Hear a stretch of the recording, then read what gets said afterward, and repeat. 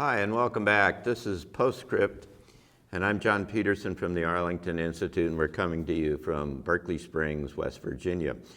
Our guest today is Joey Korn. Joey Korn is one of the world's best-known dowsers, and he has for years used his abilities to change people's lives and change the environments in which they live. Joey is the author of Dowsing, A Path to Enlightenment, which is one of his books that's available through his website. And what's your website? Dowsers.com. That's pretty simple. DOWSERS.com. Well, in the first segment, we talked a little bit about the underlying kind of theory about what this dowsing is and how what's the larger kind of reality in that you tap into. But maybe we can follow that track just a little bit more. As you know, Greg Braden is our friend and has been here to Transition Talks a number of times, and will be here later this year in October again.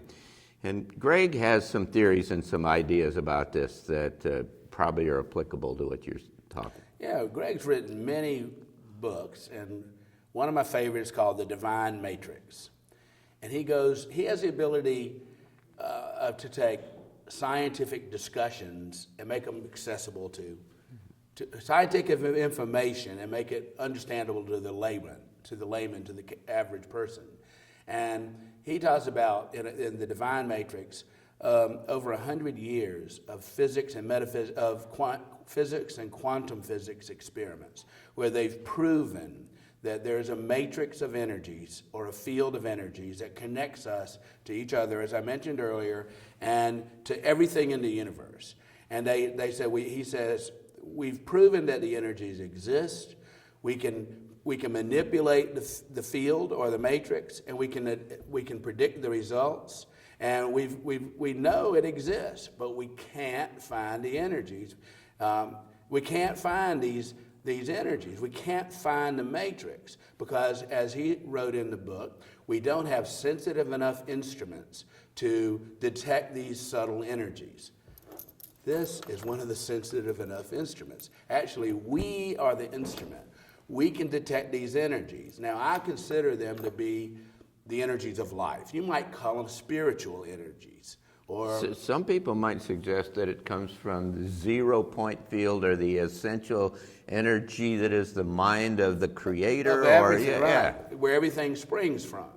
Well, in that book, when you read the Divine Matrix, it almost seems to be talking about my work from the beginning to the end. Because, I can just demonstrate so much that's in that book. I have found a matrix of energies within us and around us. There's a repeating pattern of energies. That starts off with us, and then it reflects out in the rooms that we're in, and then it reflects out in our homes, and that same pattern extends out. It's around a land. There's what I call a human energy pattern. We imprint it around the bed. That's a bed pattern. Then there's a room pattern that I found, then a house pattern. And all this is reflecting us back to us. But then it gets bigger. It goes into the land pattern. And you can even have community patterns. And these are the same repeating pattern in different energies. But to me, it's all about people. There's city patterns and there's country patterns. And I'm sure there's a world pattern. It's almost like that there is this underlying energy field out of which there are waveforms, that there are different configurations for whatever we see as physical reality. And perhaps, this is what I'm hearing when I listen to you, is that in a room or in a house, that you have some rather static and the human beings are these dynamic kind of moving kind of things? That's right. There are energies that are rather static. But we are moving around in these energies. But then as we move around these energies with our consciousness and our changing consciousness, depending on what's going on in our minds and our emotions and our actions, that we're always changing in those energies. We are feeding the energies are feeding us or affecting us. And this is going on all the time. And the more we are aware of how powerful we really are, then, and this helps me do that. I'm able to, like you said earlier, we seem to be all focused on what we can see and feel, but science will tell us there's no empty space. The energies we're everywhere. And we can tune into a portion of those energies with dowsing, especially with rods, and we use our intent to tune into different categories or different frequency ranges of the energies, and then we use our intent to change those energies. And I like to do it, as I said earlier, through the blessing process. It seems to me, I guess, from my perspective, what it is there is nothing but energy. And that what we see in physical terms and what you tune into in other ways are just different kind of manifestations of a very broad spectrum of frequencies that very few of us have the ability to either visualize or have a clear understanding what it are. But clearly, this book is configured differently than your rods or me or you, and that those underlying kind of configurations are malleable, that you can change those in one sense because they're all kind of related to consciousness and your intention. Again, you're right, and then it's all related to somebody's intention. Yeah. In other words, where is it all coming from to begin with? Like you said, that this is one configuration of the energies. This is another configuration. You might have, for a long time, I had a hard time understanding how this could be light. Yeah. For example, I was studying the Russell teaches. How can a table be condensed to light? Or really, what he says is really fast-moving light. Right. Okay, and then it occurred to me one day, what happens if I heated this table up hot enough? Mm-hmm. What's it going to do? Hot enough. Keep hotter and hotter and hotter. Yeah. What's it going to do? It's going to decompose and turn to light. It's going to burn. It's going to turn back into light. Right. And then you end up with a handful of ashes. It's just changed into the different form of light. Yeah. And so everything does that. You heat those bricks up hot enough, they'll do the same thing. Or metal. It'll turn into nothing. And it's all forms of light. So what I'm more focused on is the subtle energies, these energies that we can detect and that affect us and that we can affect, that science can't detect yet. Okay, so what I want you to do is tell me how, when I check into a hotel and I just cannot get any sleep in this particular hotel this night, and I know it's because somebody was doing something really strange in that place before. Well, not quite. It's more like each of us have an energy pattern. I mentioned it earlier, this repeating pattern. It's around us, it goes with us everywhere we go. How we live our life is reflected in that energy pattern. So if we're living in a lot of fear and anger and frustration and feelings of overwhelm, there's more and more what you might call detrimental, I'd rather call it unbalanced energy in our pattern. The more unbalanced the energy, the more negative we are, the more fearful we are, there's more this detrimental energy, unbalanced energy is in our energy pattern. This pattern is connected to us. It goes with us everywhere we go. We are affecting other energies with that pattern, and the other energies are affecting us through the pattern, right? Okay? When we lie down on a bed, a human being lies down on a bed, and this is very unique to my work, by the way. Not unique that I'm the only one that does it. It's I'm the one I've become aware of it. Right. When we lie down on a bed and get up, even for 1 second, lie down. Once we go horizontal on a physical structure that's raised off the floor, there's something about that our pattern then adheres to the bed. When we walk away from that room or that hotel, our pattern is still around that bed.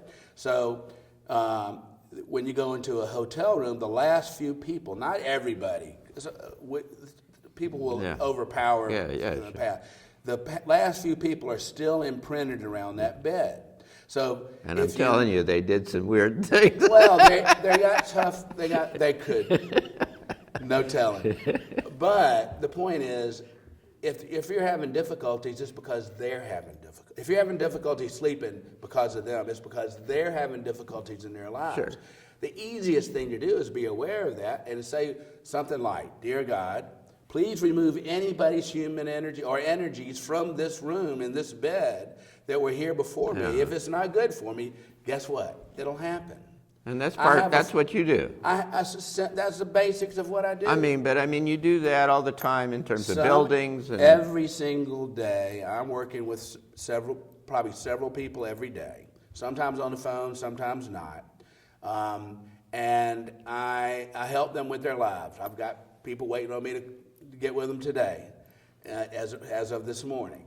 And I basically, some energies need to be changed from detrimental or unbalanced to balanced, detrimental to beneficial. Some energies need to be removed. The key is to learning what needs to be changed and what needs to be removed. When you're in a hotel room, for the most part, you want to remove other people's energies unless they're good for you. And you can put that little clause in your blessing. And it'll make a difference. Well, walk us through the process that you go through. I mean, say I come to you and ask you to look at my house. Okay. If it were on site, if I were in your home with you physically, I would do a quick dowsing of your home and see what I can tell in a few seconds how I can give you an assessment. I can tell in a few seconds the overall balance of your home. Okay, whether intensely out of balance, significantly out of balance. And that's the idea. Balance is what you're looking for? Yes. Balance to me is an ideal state. You want to have let's say beneficial. Okay. But I can tell within a few seconds, if you really need to improve these energies. Then I teach you how to do what I do a little bit, and then we do it. Okay. But when I do it remotely, I've learned that I can with a blessing, I can create a connection between the two homes with an address. Between where you are and what I do is I say a blessing to connect the remote home to my home, as odd as this may sound. And then, for all intents and purposes, after I finish that blessing, there's like a holographic imprint of the remote home over my home. So I can dowse around my home then as if I were in the remote home. It's like a totem or something. And then it's also, though, there's a direct connection between the two. Yeah. So I can guide my clients through blessing work over the phone to change various energies or bless certain people. And then the energies in my home will change. I can change the energies in my home, and the energies in the remote home will change. So I have a way to sort it all out. Now, people don't call me usually just out of curiosity. No, they got a problem. They got problems. And, they've got somebody sick, or there's a bad relationship going on, or somebody has told them they have something called geopathic stress. Or now I'm getting, as I mentioned to you earlier, I'm getting more and more, it's becoming my specialty now, people that have what they really consider to be paranormal activity going on in their homes. I've learned to find the cause of most of that paranormal, if not all of that paranormal activity.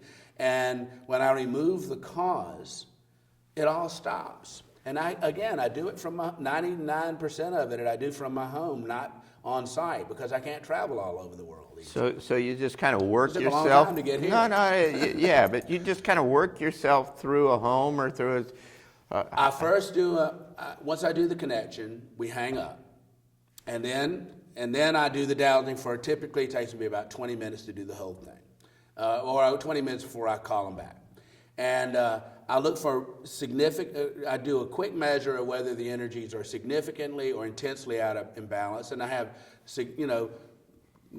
normal, significantly. It's just not in your head as much. I do it with down. I look for certain energies that mean certain things. Right. So you ask questions and you get some kind of an answer back. I make statements. What I do is I've learned these energies go in our homes go out of balance in a sequential order. So I start with the more intense. Yeah. And so I look for this certain energy that I know if it's out of balance or detrimental, it's pretty darn intense. But then you douse on that, right, and find out. I find it. I look for, let's But call I mean, it you're not getting ideas and I don't get pictures in your intuition. head, or no? Okay. Sometimes I get intuitive flashes about what I might find. It seems, Yeah. But I don't use intuition. No. So So what you're saying is anybody can kind of learn how to do this. That's exactly what I was about to say.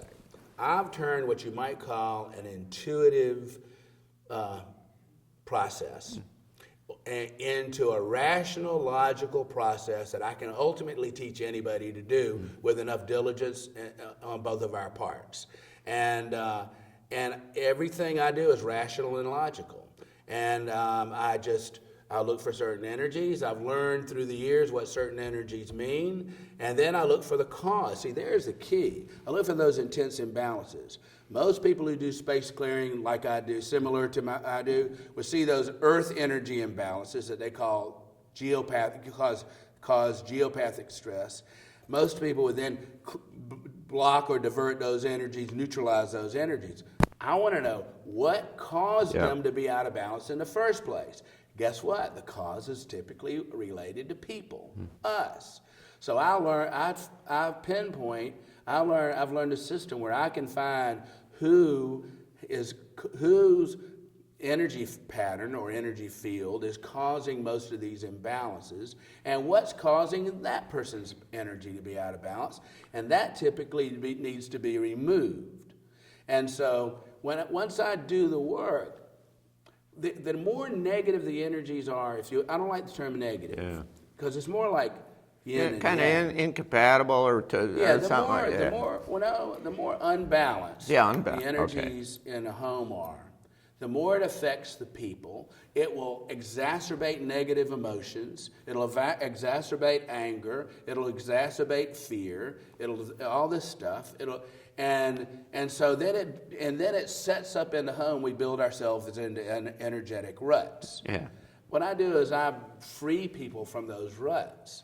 And it's amazing how things change once we remove and change certain energies. But every place has this extraordinarily complex set of combinations of who has been in the room and who has been there and all of that kind of stuff. So almost any kind of a situation probably can be remedied or made better through this kind of a process, right? Of this situation, yes, absolutely. To me, the energies of our homes aren't separate and distinct from us.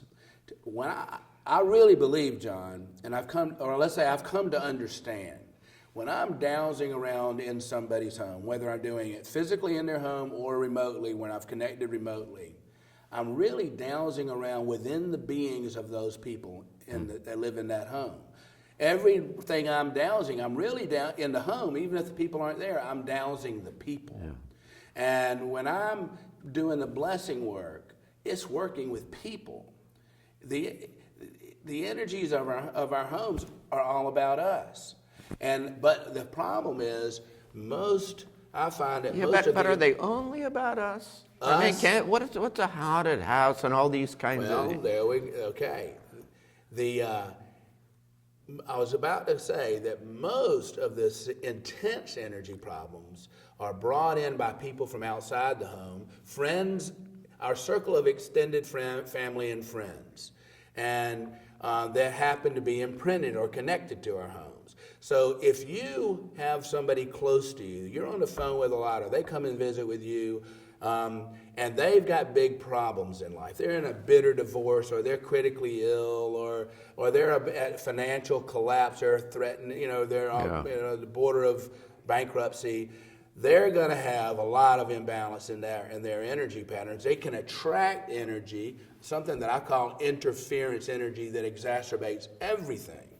And then once the interference energy, what that does is it creates a crack, like a crack between the worlds. Mm-hmm. And for the most part, the energies in the astral plane cannot affect us. Or let's say the consciousnesses in this next dimension can't really affect us, because there's another world, another dimension.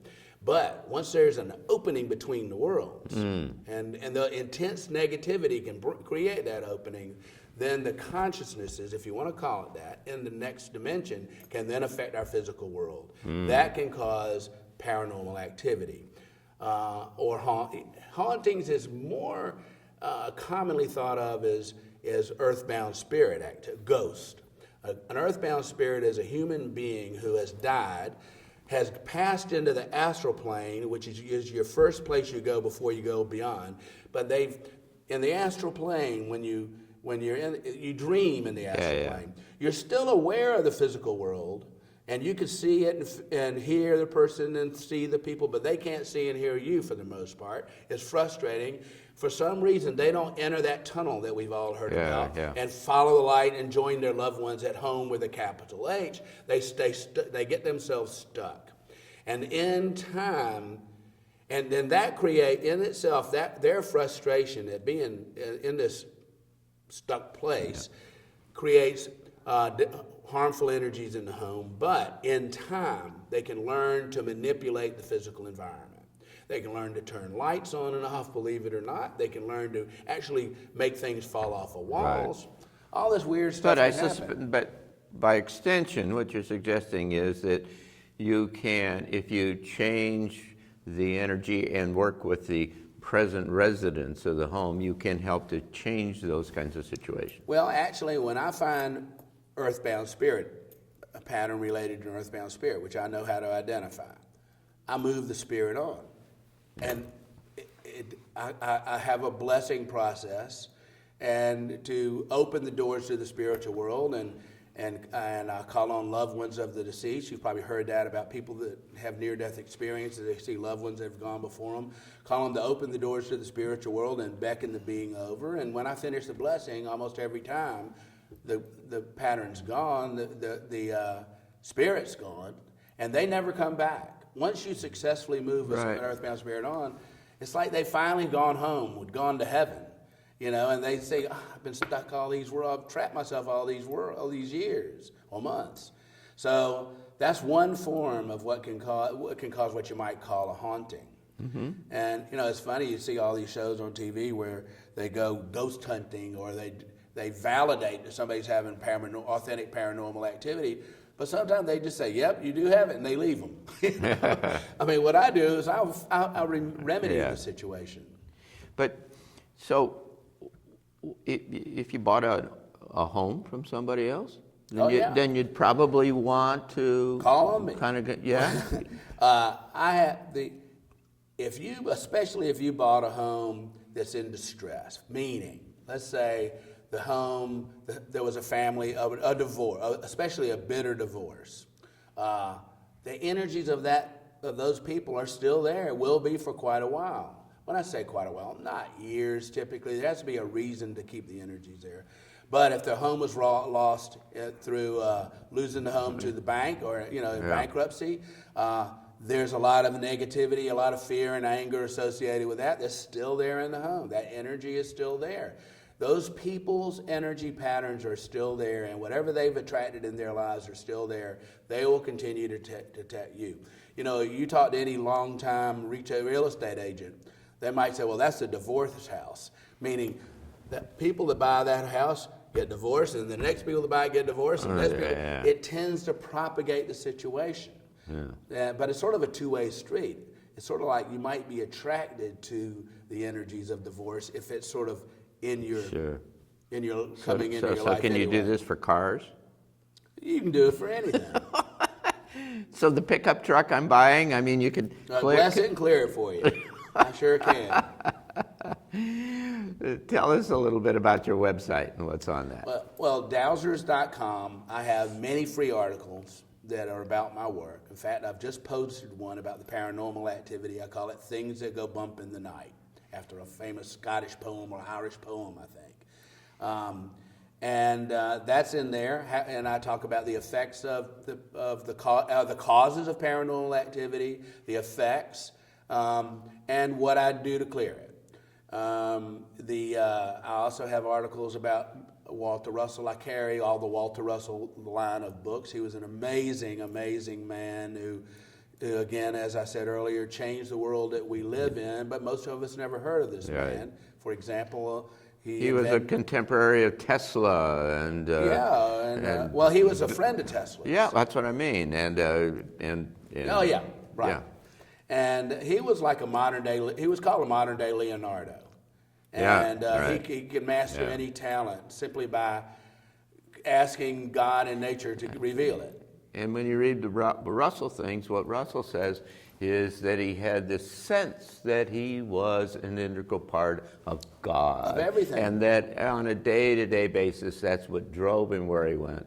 And what you're just describing is how you tune into that thing. I've tuned into energies that he writes about, but Well, I think we're all tuned into God. and we have to talk about that the next time.